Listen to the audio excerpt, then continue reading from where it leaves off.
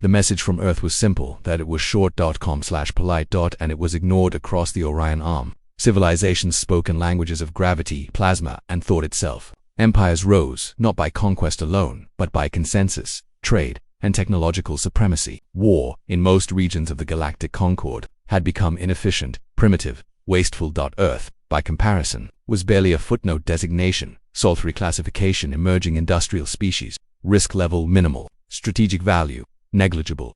The first transmission had arrived on a routine diplomatic band, low priority, automatically filtered by the Concord's Bureau of Peripheral Civilizations. It read, "To any listening authority, humanity has identified an existential threat moving through our sector. We request immediate coordination and strategic consultation. Time remaining, estimated 11.3 years. Please respond." The Bureau marked it as local panic behavior. No response was sent. High Archivist Threx of the Larathi Collective would later remember the moment the message crossed his desk. The Larathi were a species of translucent, multi-limbed beings who communicated through harmonic resonance, thought translated into vibration. Their civilization was ancient, measured, patient. Threx had reviewed thousands of communications from minor worlds. Most were predictable.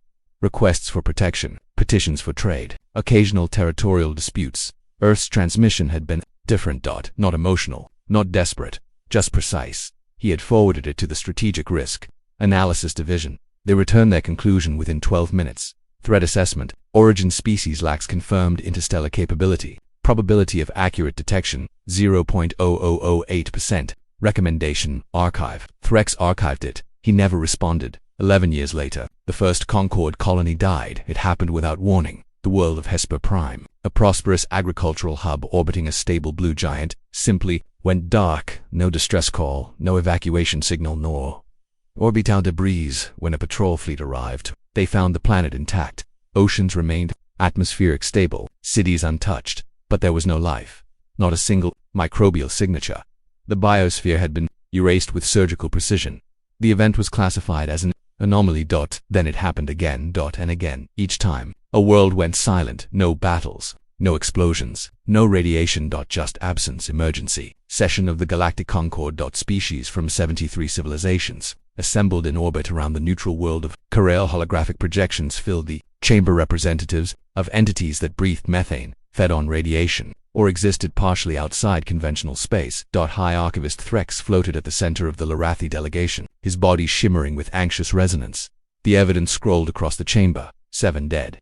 Worlds. Population loss: 38.2 billion. Cause unknown. The Varnok Dominion, a militaristic reptilian empire, spoke first. "We are facing a weapon," their warlord hissed. "An enemy capable of biosphere-level extermination. We propose immediate fleet mobilization and sector lockdown." The Illyrian Synod, a collective intelligence species, responded, "There is insufficient pattern data to justify military escalation. We recommend observation." Debate intensified. Data, theories, accusations. No one had answers. Until a junior analyst from the Peripheral Bureau transmitted a forgotten archive into the chamber. A single human transmission. Timestamp: 11 years, 3 months prior. Threx felt his internal harmonics destabilize as the message replayed across the council. "Humanity has identified an existential threat moving through our sector. Time remaining, estimated 11.3 years." Silence filled the chamber. Timeline matched perfectly. The Concord had been warned. By Earth. Reaction was not gratitude, it was disbelief. How could a pre-FTL species detect the threat that escaped our senses? Demanded the Illyrians. "Coincidence," said the Varnak. "Guesswork. Statistical anomaly." But Threx was no longer certain. He accessed Earth's current status. Population 9.8 billion. Technological level: transitional interplanetary. Military capability: primitive. FTL capability: none confirmed. And yet, follow-up transmissions had been sent. None answered. He opened the most recent one. The message had been transmitted only 3 months ago. It read, "We have confirmed the trajectory. The event will reach the outer Concord colonies within 4 standard cycles. Earth is preparing defensive measures. We strongly recommend evacuation of high-risk systems. This is our final advisory." At the bottom was a TIMESTAMP. And a line that made Threx's resonance drop into a frequency he had not experienced in centuries. "We understand you may not believe us, but we have faced extinction before. We know the signs." A Concord probe was dispatched toward Sol, not as a diplomatic mission. Not as an alliance effort, but as verification. If Earth was wrong, the Concord would issue a formal warning against false interstellar panic. If Earth was right, Threx did not finish the thought. The probe entered the Sol system after 3 weeks of FTL transit. Its sensors immediately registered anomalies. Not the chaotic emissions of a primitive civilization, not the disorganized orbital debris common to young spacefaring species. Instead, it detected structured precision. Earth orbit was crowded but orderly. Thousands of satellites moved in perfect coordination. Energy output from the planet exceeded previous estimates by a factor of 12. Lunar readings showed deep industrial activity. Mars displayed active atmospheric processing. And then the probe detected the outer defenses. At first, the system mistook them for asteroids. Then the shapes adjusted. Rotated. Aligned. A defensive lattice of autonomous platforms forming a shell across key gravitational corridors. Weapon signatures were unfamiliar. Power output exceeded anything expected from a non-FTL civilization. The probe transmitted its findings back to the Concorde High Archivist. Threx watched the live feed. Earth was not preparing for evacuation. Earth was fortifying. The probe was granted limited diplomatic access. Human response arrived within seconds. No delay. No confusion. Just a calm voice. Unidentified Concorde vessel. This is Earth Strategic Command. Your presence is acknowledged. Please transmit Council authorization. Threx authorized direct communication. The human appeared on the chamber's projection. Female, middle-aged, military uniform. Her expression was tired but steady. "I am Admiral Alina Rowe," she said. "We're glad you finally came."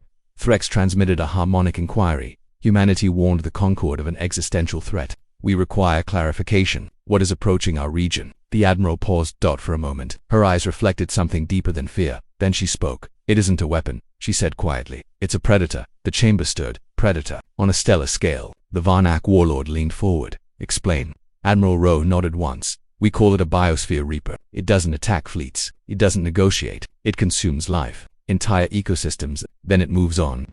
Threx processed the data. "But how?" he asked. "Did humanity detect it before the Concorde?" The Admiral's expression changed. "Something old. Something heavy. Because," she said, "this isn't the first time something tried to wipe us out." Silence spread across the chamber. Then she added, "And the last time it happened, we learned how to fight extinction." The probe's sensors suddenly spiked. An alert flashed. Across the Concorde network, long-range scans detected something entering the outer edge of the sector. Not a ship, not a fleet. A mass moving between stars. Growing. Consuming. And accelerating. Admiral Rowe looked at the data, then back at the Concorde. "Representatives, you're out of time," she said. "We've been preparing for 11 years. She paused. Then her voice dropped to a tone that carried across every species present. "The question is, are you ready to see what humanity becomes when extinction comes for us again?" The feed cut. And the approaching mass doubled its speed. Feed cut. And the approaching mass doubled its speed. High Archivist Threx did not sleep. The Larathi did not sleep in the manner humans understood. No eyelids, no darkness ritual, no surrender to unconsciousness. Instead, they entered periodic phases of harmonic stillness, letting thoughts settle like silt in quiet water. It was a gentle necessity. Threx could not reach stillness now. The chamber of the Galactic Concorde had dispersed in a hurry that was almost embarrassing for civilizations that prided themselves on poise. Delegations had returned to their fleets and embassies, all broadcasting urgent packets of data to their home systems. The probes, readings, the human admiral's warning, the accelerating mass detected at the sector's edge. The Concorde had existed for 12,000 standard cycles. Its history was written in treaties, trade corridors, and carefully measured expansions. It had survived minor wars, ideological schisms, and the occasional rogue, artificial intelligence uprising, always resolved through overwhelming coalition force and diplomatic containment. This was different because no one could name the enemy, and because a species the Concorde had dismissed as a half-evolved primate world was suddenly speaking with the calm certainty of someone who had already stared into the abyss and taken notes. Threx hovered alone in his private archive sphere, surrounded by scrolls of light and memory containing the sum of peripheral civilization assessments. The largest holosurface he projected Earth, again Sol-3. The planet's profile rotated like a jewel, blue oceans, white storms, the faint glow of civilization on its night side. He brought up the complete record of Concorde contact with Earth. It was thin, a handful of radio leakage observations, a few automated drone passes at the edge of the heliosphere, a single dismissive report penned by a Varnak scout commander 3 cycles ago. Species exhibits strong territorial instincts, internal faction conflict, and inefficient social cohesion. No unified governance, no evidence of stable interplanetary expansion. Recommend monitoring only. Threx had agreed with the report at the time because it fit the pattern. Young species always looked chaotic, always loud, always self-destructive. The Concorde believed it had seen every variation of that story, but the defensive lattice around Sol did not fit any known developmental curve, nor did Admiral Rao's words. "We learned how to fight extinction." Threx turned his attention outward to the approaching mass. The long-range scans were still incomplete. The object or entity was too diffuse for normal sensor resolution, too silent for conventional spectroscopy. It moved through interstellar space like a shadow that refused to be illuminated. Gravity behaved strangely around it, as if the mass was less a thing and more a region of altered physical law. The Strategic Risk Analysis Division had given it a temporary classification, anomalous migratory exoform that was bureaucratic language for we are afraid to name it. Threx, however, was an archivist. He did not fear names. He feared ignorance. So he searched the deepest layers of the Concord's historical data records from before the Concord existed, before the first treaty, before the mapped corridors. And he found something. An official history. In the fragmented oral mythlattice of extinct civilizations. A recurring motif, a famine that ate worlds, leaving polished cities and empty oceans behind. A shadow between stars, a silence that walked. The myths called it by different names. The pale tide, the garden stripper, the void grazer. One extinct species had left a final inscription, recovered from a drifting memorial shard translated long ago and filed away as poetic superstition. It does not hate. It does not rage. It harvests. Threx's internal harmonics tightened. The Concord had been warned by its own dead, and it had not listened, and then Earth had warned them too. A second alarm chirped through Threx's private channel, a message request from the Concord's emergency liaison office. He accepted. A projection of Minister Salen appeared, an Illyrian synod emissary, her form a shifting lattice of light and geometry. Archivist Threx, she said, her voice a chorus of layered tones. You are being requested for a closed strategic briefing. Your knowledge of peripheral archives may be relevant. Threx almost replied with dignity. Instead, he said the truth. It is already relevant. The Concord ignored a warning twice. Salen's lattice flickered, a sign of discomfort. Earth is an anomaly. Their claim of prior extinction events is unvalid. Their defensive preparations are disproportionate to their classification. Yes, Threx replied. And yet they were correct about the timeline. Salen paused, then carefully. Do you believe the humans? Threx answered with the only certainty he had left. I believe. They are not guessing. The closed briefing took place aboard Cariel's orbital citadel, an immense ring station where gravity was optional and neutrality was enforced by ancient, automated systems. The chamber was smaller than the full Concord assembly hall, but no less intimidating. Representatives of the major powers were present: the Varnak Dominion, the Illyrian Synod, the Tesh Hegemony, the Koru Drift States, and several minor coalition blocs. Military advisors hovered behind their political leaders like silent knives, and there, at the far end of the chamber, a human appeared again. Not Admiral Rowe this time. A man in civilian attire. Older, hair silvered, eyes sharp as polished obsidian. The translation overlay identified him. Dr. Yusef Karim, Earth Interplanetary Science Directorate Special Envoy to the Galactic Concord. Unrecognized. That word sat in the air like an insult. Threx watched the Varnak warlord and Rothregard, the human, with open contempt. You have no standing here, Roth hissed. You are not a member civilization. Dr. Karim's gaze did not waver. Then you should have answered our messages, he said quietly. Because now I'm not here as a petitioner. I'm here as the bearer of a fact. Salen spoke with careful diplomacy. We are listening. Explain the nature of this predator. We have limited sensor data and no confirmed means of engagement. Dr. Karim took a breath, as if steadying himself before entering a memory he did not enjoy. You call it an anomalous exoform, he said. We call it the Reaper because we needed a name that could fit in a sentence when you're running and screaming and trying not to die. Several alien delegates shifted uncomfortably at the bluntness. 11 years ago, Karim continued, humanity detected irregular gravitational lensing beyond the Oort cloud. It wasn't a natural object. It was an absence, like something had eaten the background radiation and left a bite mark in the universe. Our deep space arrays picked up a pattern we'd never seen. And then, we found older records. Threx leaned forward. Older records? From where? Your species has no interstellar archives. Karim's mouth tightened. No, he agreed. But we have something else. He gestured. A new projection appeared at its surface, not as it was now, but as it had been in antiquity. Dry ocean beds, strange geometric scars in desert regions, submerged latticework beneath the Pacific visible through deep sonar scans. Earth is older than your files think it is, Karim said. Not geologically, symptologically. The chamber erupted. Accusations, disbelief, laughter, yes, even laughter, a Varnak barking hiss that translated as ridicule. Absurd. Roth spat. Your species barely achieved orbital flight in recent cycles. Karim did not flinch. That's true, he said. We barely achieved orbital flight this time. Salen's voice lowered. Explain. Karim looked tired now. Not weak, tired in the way a person becomes tired when carrying a truth that no one wants. Humanity has a buried history, he said. We didn't know it until we started scanning deep strata with modern instruments. We found artifacts that shouldn't exist, materials older than our recorded civilization. structures beneath sediment that are not natural, a network of vaults sealed by alloys we still can't replicate perfectly.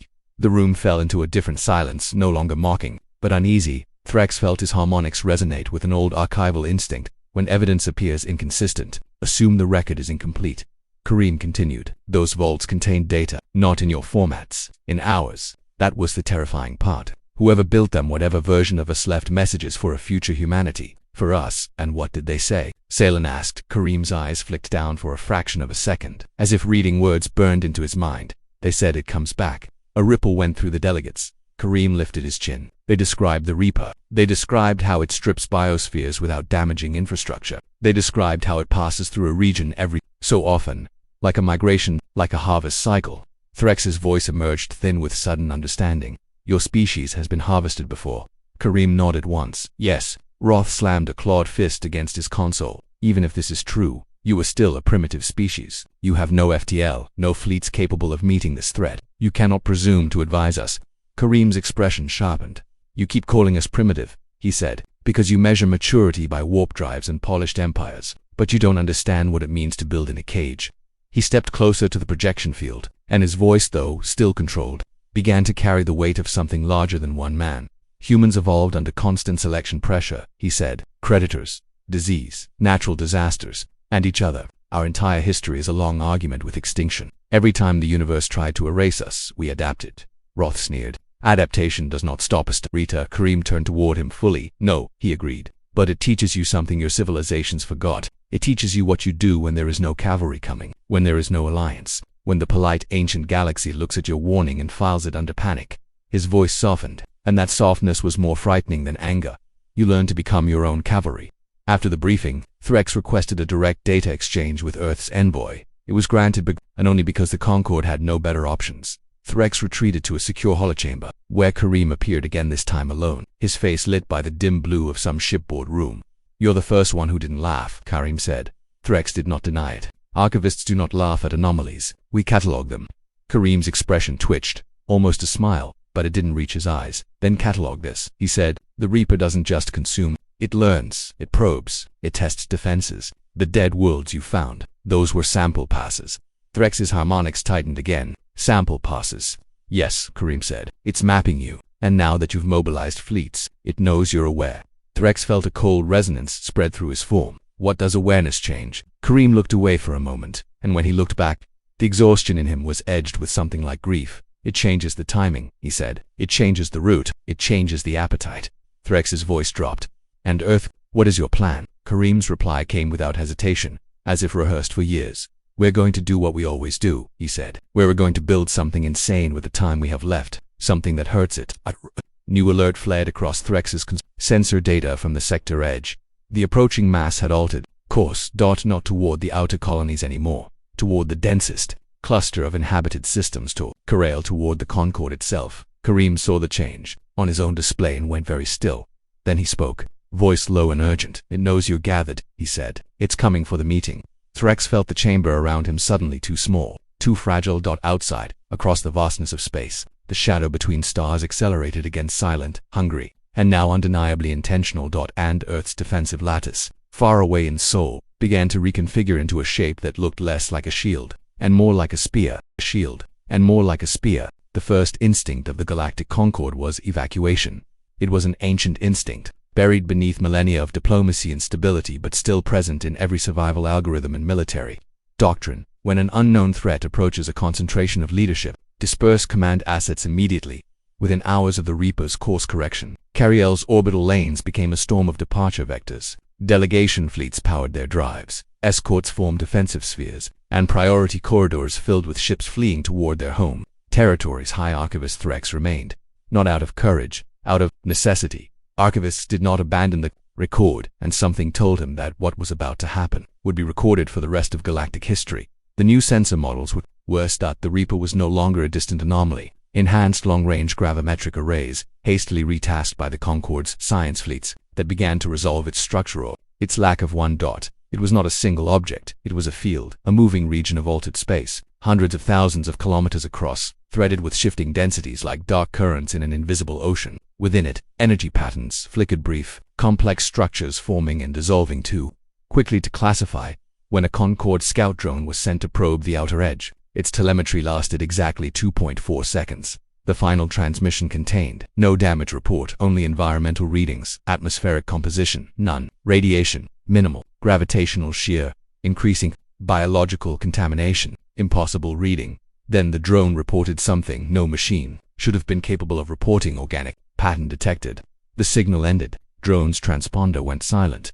Emergency Defense Council convened aboard Kara L. This time, the chamber was not filled with diplomats. It was filled with generals. General King Roth of the Varnak Dominion stood at the center, his armored form rigid with controlled aggression. "We deploy a layered interception," he declared, "massed kinetic strikes at long range. If ineffective, we engage with stellar output plasma weapons. No entity survives sustained energy saturation." An Illyrian strategist responded calmly, "We have no evidence that the target possesses a conventional structure. Energy coupling may be negligible." Roth's tail struck the floor. "Everything couples with enough energy." Threx listened, cataloging not the words but the tone. Confidence, the kind born from a long history of winning conventional wars. He requested permission to speak.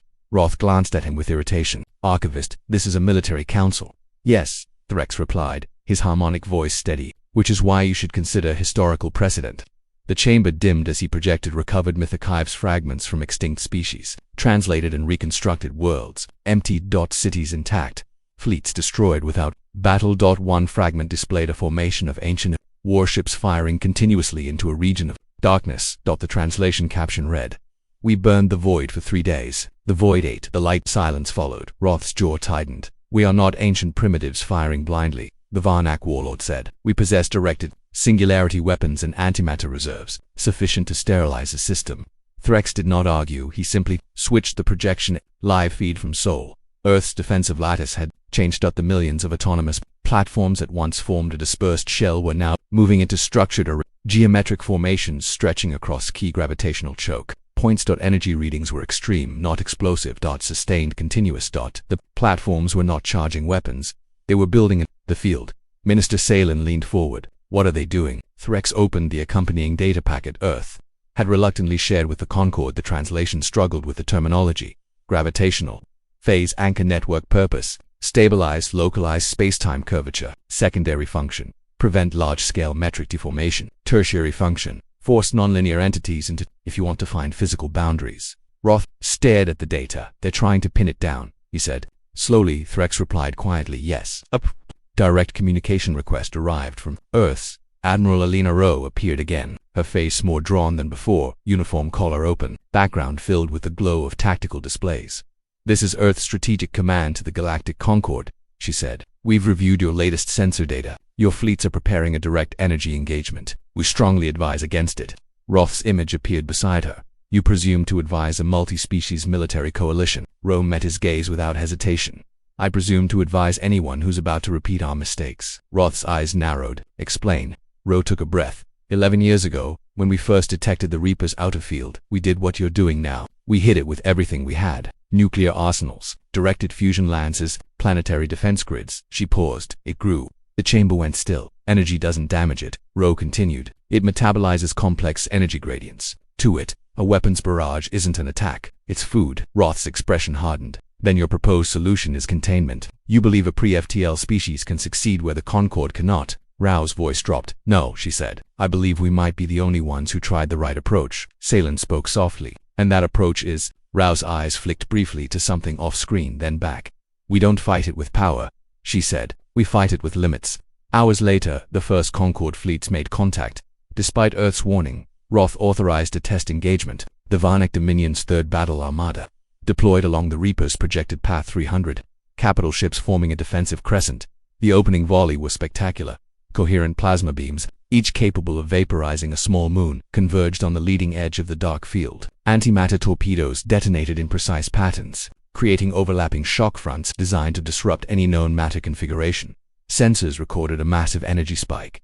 For 0.7 seconds, the Reaper's outer boundary flickered, then the readings changed. The field density increased, velocity increased, and new structures appeared inside the darkness dense, filament-like formations radiating outward from the impact zone. The Varnak fleet commander transmitted a confused report.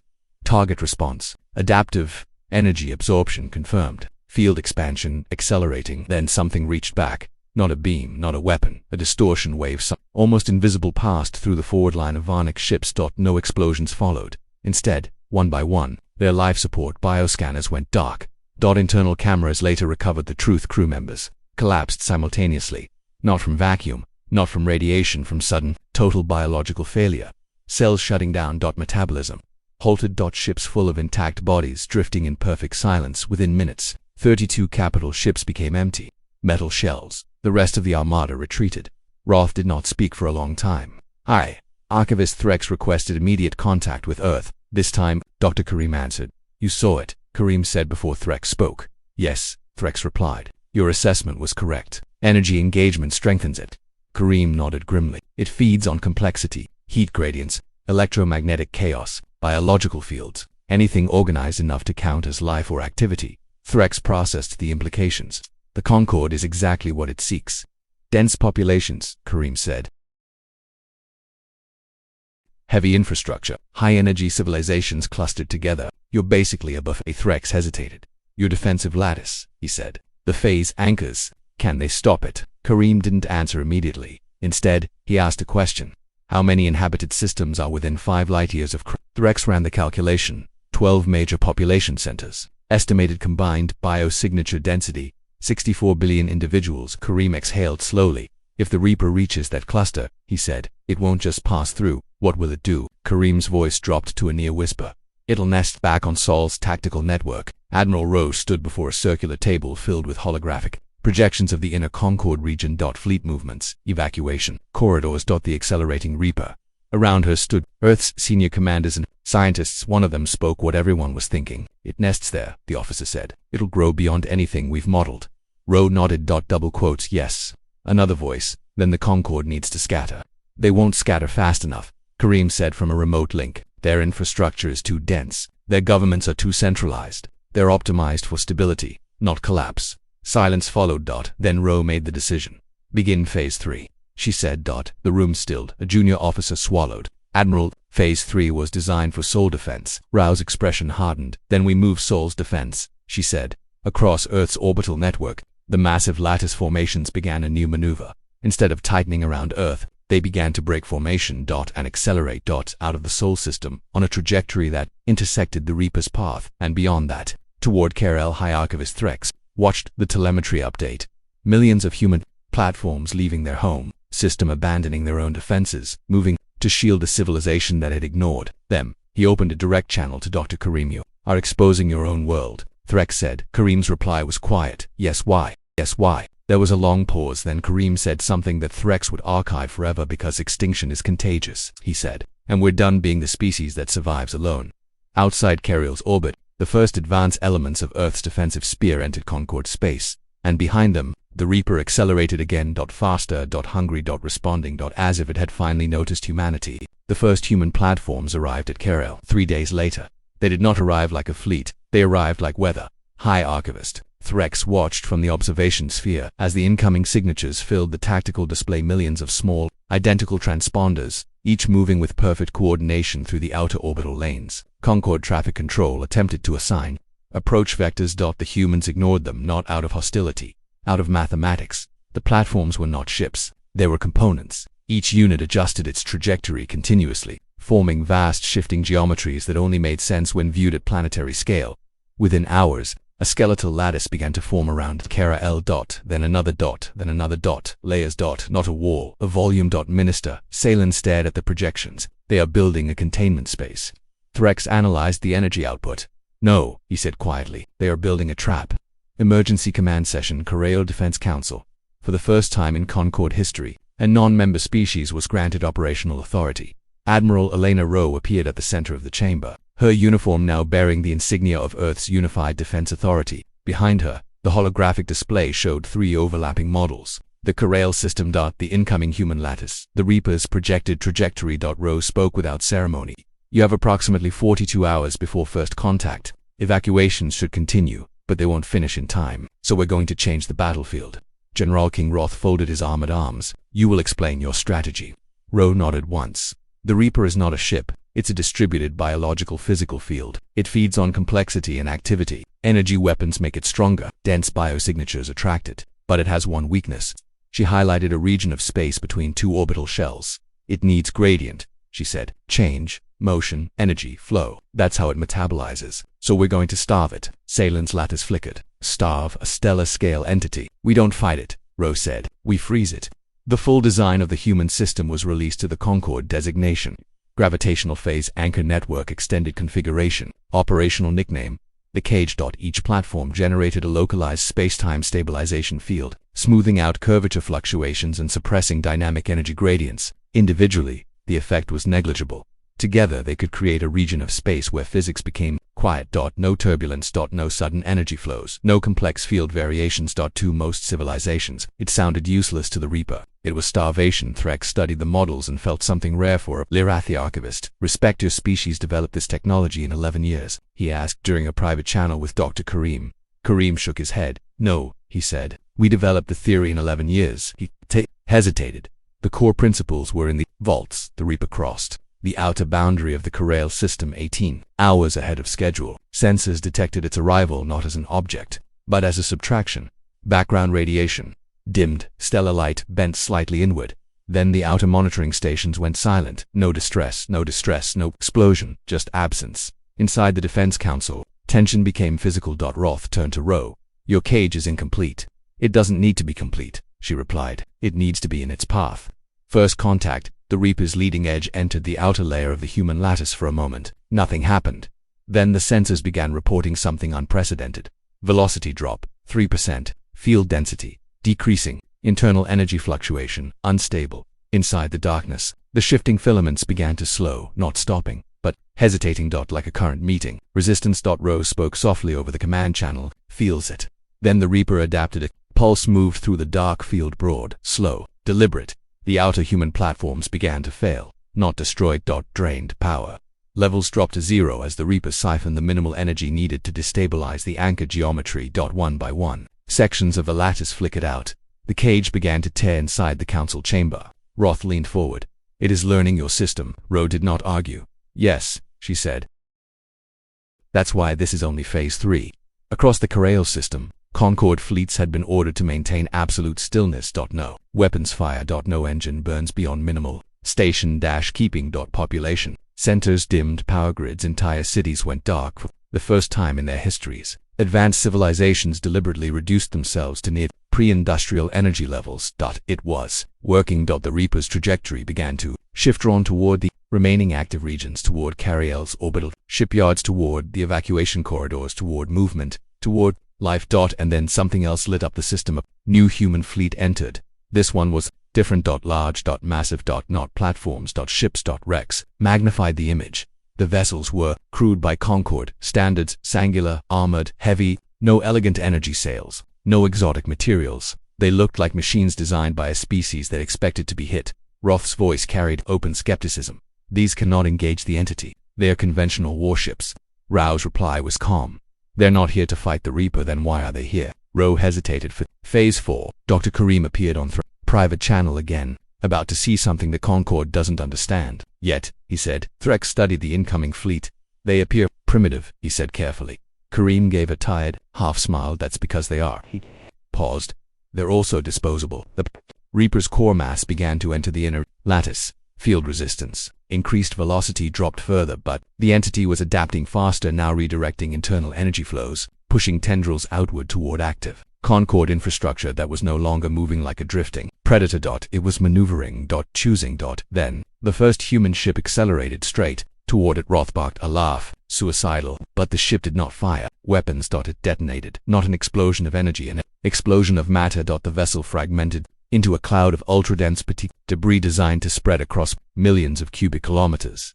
The particles carried no active energy. No heat, no radiation. Just mass. Dead mass. Cloud drifted into the Reaper's outer field. Sensors showed immediate disruption. The entity's internal filaments slowed. Energy transfer patterns collapsed. It was choking. Ro spoke into the stunned silence. It doesn't just feed on energy, she said. It feeds on organization, structure, biological patterns, complex chemistry. Another human ship accelerated. Another detonation. Another expanding cloud. The voice came quietly over Threx's channel. We call it nutritional poisoning now. The human fleet surged forward, hundreds of ships. Thousands. Each one a delivery system for inert matter clouds, phase-stabilized dust, and engineered chemical dead zones. The Reaper tried to accelerate. The cage held the particulate clouds spread. The entity slowed further than it reacted for the first time. The Reaper attacked. A massive distortion wave expanded outward. Dozens of human ships went dark. Crew biosigns vanished instantly. The fleet did not retreat. They continued forward, continuing to deploy, continuing to die. Threx watched the casualty counterclimb. Why do they not withdraw? He asked. Kareem's answer was quiet. Because Phase 4 requires mass, he said. What mass? Kareem looked straight into the projection. Human mass. Inside the Defense Council, Ro issued a final order. Begin Phase 5, she said. Across the system, Concord sensors detected something that made even the ancient warlord Roth go silent. From deep inside the human fleet, a single massive vessel began to power up. It dwarfed the others. Not a warship, not a carrier, a structure, a machine. Its power output exceeded anything Earth had previously demonstrated. Salen's voice trembled. What is that? Ro answered without hesitation. Our inheritance, she said. The machine's forward structure unfolded. Inside it, a field began to form. Not stabilizing space, not freezing it, compressing it. The Reaper, already slowed, already starved, already choking on dead matter, suddenly found itself inside a growing region where spacetime itself was collapsing inward. Threx felt his harmonics drop into a frequency of pure realization. This is not a cage, he whispered. Kareem nodded. Double quotes. No, he said. It's a trap that closes. As the compression field expanded, the Reaper did something no previous observation had recorded. It tried to flee. For the first time since its detection, the Reaper showed fear. High Archivist Threx would later argue in the official record that the word fear was scientifically imprecise. The entity had no confirmed nervous system, no identifiable consciousness, no biological structure in any conventional sense. But the data did not lie. Trajectory shift, rapid, internal energy redistribution chaotic, field cohesion decreasing, the shadow between stars was retreating. And the human machine was still closing. The vessel at the center of the battlefield had no Concord designation. Earth called it Project Last Light. It was not elegant, it was enormous, a cylindrical structure over 80 kilometers long, wrapped in layers of armor, containment rings, and rotating gravitational stabilizers. Along its spine ran a series of massive field generators, each one anchored to a core that pulsed with controlled singularity fluctuations. The Concorde had built larger ships, they had built faster ships, they had built more advanced ships. But no one had ever built something like this, because no one had ever designed a weapon meant to operate at the edge of physics collapse. Inside Cariel's command chamber, Minister Salen whispered, "What does it do?" Admiral Rowe answered without looking away from her tactical display. "It denies escape." The Reaper attempted to accelerate. Normally, its motion through space was effortless, a gradual, the shift in local space-time gradients that allowed it to drift along energy flows. But the region around it was no longer normal. The phase anchor network had flattened space-time into a near-uniform field. The particulate clouds had disrupted internal energy transfer. And now Project Last Light was compressing the entire volume inward, not crushing the Reaper, isolating it. Dr. Kareem's voice came over the shared strategic channel. "It moves by exploiting gradients," he said. "So we removed the gradient. Now it has nowhere to fall toward." The Reaper responded with a massive distortion surge. A wave of biological nullification rippled outward. Hundreds of human ships went dark. Concord biosensors flickered across nearby installations as organic life struggled against the passing field. Planetary surface reported sudden ecosystem stress. The Reaper was fighting and it was getting desperate. Inside Project Last Light, Commander Sofia Ilyanova watched the containment field climb toward critical thresholds. Her command deck was quiet. No speeches. No panic, just numbers. Containment radius 90%, a technician reported. Field stability holding. Another added. Singularity shear within acceptable limits. Ilyanova nodded once. Outside the viewing ports, space itself looked wrong, subtly distorted, as if reality were being drawn inward by an invisible gravity well. At the center of that distortion, the Reaper churned. That it was no longer a smooth shadow. Its internal filaments had become dense, tangled, frantic. It was trying to reorganize, trying to become something else. "Commander," the systems officer said quietly, "entity density increasing. It's compressing itself." Ilyanova understood immediately. "It's trying to become compact," she said. "If it forms a stable core, it might punch through the field." Silence settled over the bridge. Everyone knew what that meant. If the Reaper condensed into a coherent mass, it might escape, or worse, it might become something far more dangerous. Back in the Cariel chamber, Roth leaned forward. "It is adapting again," the Varnak warlord said. "Your trap is insufficient." Ro did not argue. She simply opened a new channel.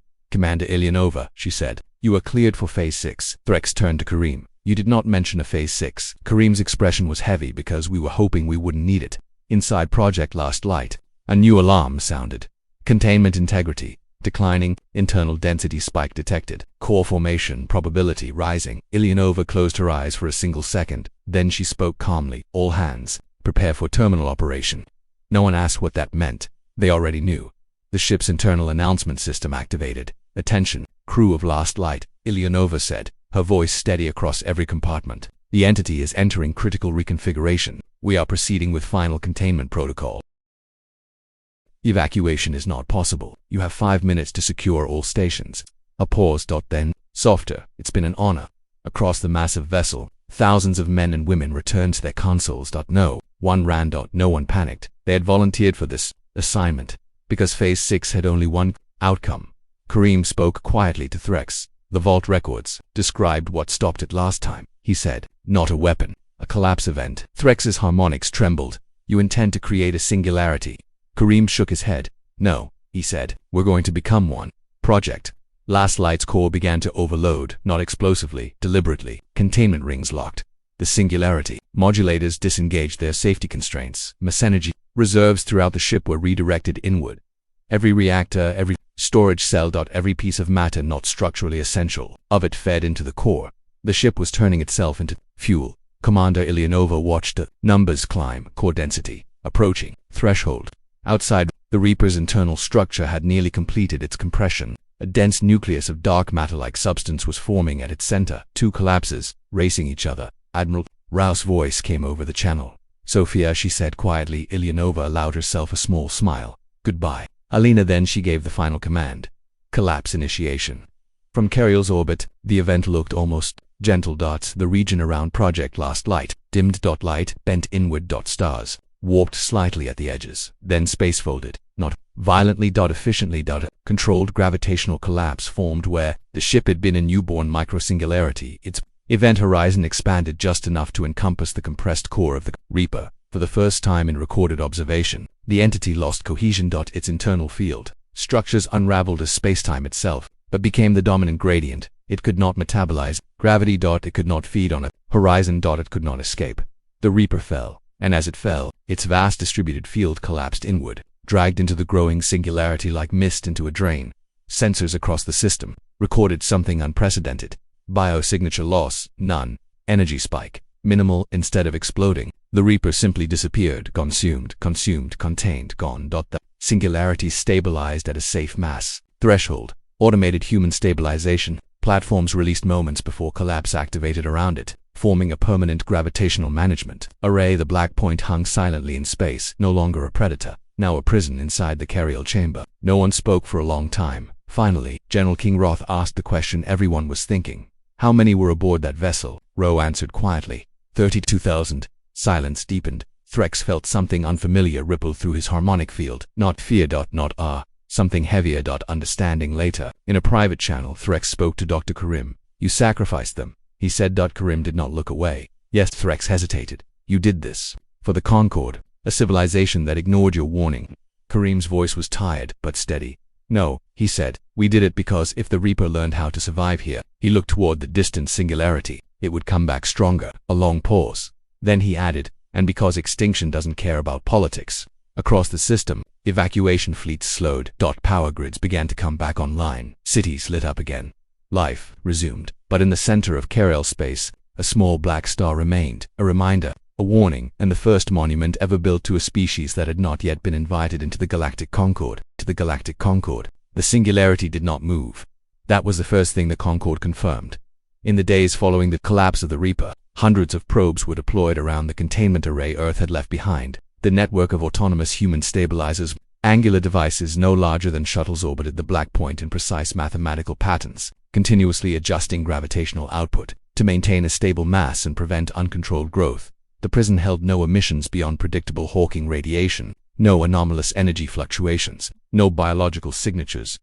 For the first time in weeks, the Cariel system was quiet, but the silence did not feel the same. It felt earned. Hi. Archivist Threx began the record immediately. He compiled sensor logs, command transcripts, human communications, casualty reports, and every available data fragment from the event. The archive grew faster than any single historical entry in Concord history. Designation: the Corel Containment Event, alternate classification. First confirmed extragalactic apex bioentity neutralization event. Primary operational leadership humanity's Threx paused before committing the final line. For 12,000 cycles, the Concord had been the teacher of young civilizations. Now, the archive told a different story.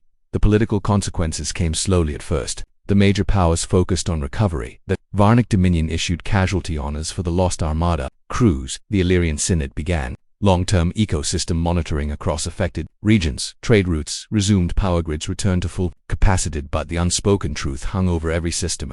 Earth had not intervened. The Reaper would have nested. And if it had nested, the Concord might not have survived. 3 weeks after the event, the Galactic Concord convened again in full session. This time, no one left early. The chamber was silent as High Archivist Threx presented the complete analysis. He did not dramatize. Archivists did not dramatize. He simply showed the timeline. Ignored warning. Delayed response. Ineffective military engagement. Human intervention. Human casualties. 41,226 confirmed dead. Concord civilian casualties prevented estimated 62.4 billion. When the final numbers appeared, even General King Roth did not move. Minister Salen spoke first. The Concord must formally recognize Sul-3, she said. A minor representative from the Teshka Gemini hesitated. They do not possess FTL, their technological classification. Roth interrupted. Classification is irrelevant. All eyes turned toward the Varnic warlord. His voice was low, controlled. We measure strength by survival under threat, by willingness to act when loss is certain, by the capacity to sacrifice for strategic outcome. He looked directly at the projection of Earth rotating slowly above the chamber. By those measures, Roth said, humanity is not a peripheral species. Pause. They are a war civilization. The chamber did not object. The formal invitation was transmitted to Earth 2 hours later. Full Concord membership. Emergency technological exchange. Privileges. Joint Defense Coordination Authority. The message ended with something the Concord had never sent to a pre-FTL world before. Will request your continued partnership. The human response arrived 6 minutes later. Admiral Rowe appeared again, though her uniform now carried a black band along the sleeve. We accept, she said simply. No celebration, no triumph, just acceptance. Then she added, but there are conditions.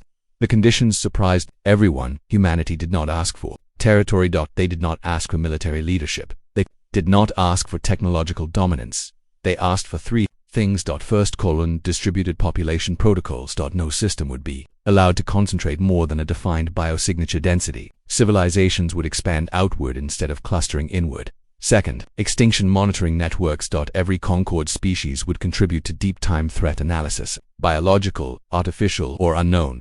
Third, mandatory warning response doctrine. No message from any civilization, no matter how small, primitive, or isolated, could be ignored without full investigation. When asked why these conditions mattered, Dr. Kareem gave the answer during a joint briefing. Because extinction never announces itself politely, he said, and because we were ignored once. Months later, High Archivist Threx finally traveled to Seoul. The journey took longer than he preferred. Humanity still lacked practical FTL for large-scale transport, and Concord vessels had to operate under careful coordination within the dense orbital infrastructure surrounding Earth. As his shuttle entered orbit, Threx observed the planet with new understanding. It was crowded, messy, active, in ways most advanced worlds were not. Energy signatures fluctuated wildly. Millions of independent systems operated simultaneously. Orbital traffic was dense but controlled, through layered redundancy instead of centralized. Optimization. Inefficient. Resilient. Rex. We recognized the pattern. This was not a civilization designed for stability. This was a civilization designed to survive. Disruption. Dr. Kareem met him in person at the Lunar Archive Complex. The facility was carved deep into regolith, shielded from radiation and impact. Inside, human historians, engineers, and scientists worked side by side, cataloging everything recovered from the ancient vaults. Threx observed fragments of materials older than recorded human civilization. Data crystals, strange alloys, fragments of machines that suggested previous technological peaks. Cycles, Kareem said quietly as they walked. Threx turned. Cycles. Collapse, Kareem said. Recovery. Collapse again. We think the Reaper isn't the only reason. Climate events, asteroid impacts, internal wars. Humanity's history isn't a straight line. It's a series of restarts. Threx considered this. The Concord, optimized for permanence, he said. Kareem nodded. Humans optimized for recovery. They stopped at a memorial. Wall. Names. Tens of thousands. Crew of Project Last Light. At the center was Commander Sofia Ilyanova's name. Below it, a short inscription. We held the line long enough. Threx studied the wall for a long time. Your species accepts loss, he said. Kareem's voice was quiet. We don't accept it, he said. We planned for it. Before Threx departed, he asked the question that had troubled him since Karail. The Reaper attempted to flee when containment began, he said. Why? Kareem looked out through the observation window toward Earth. Because it finally encountered something it doesn't see often. What? Kareem turned back. A species that doesn't just try to survive. A small pause. A species that prepares to die on its own terms. Years later, the Concord would expand farther than ever before. Population clusters spread outward. Early warning arrays scanned deep interstellar space, and at the center of the Karail system, the small black prison remained.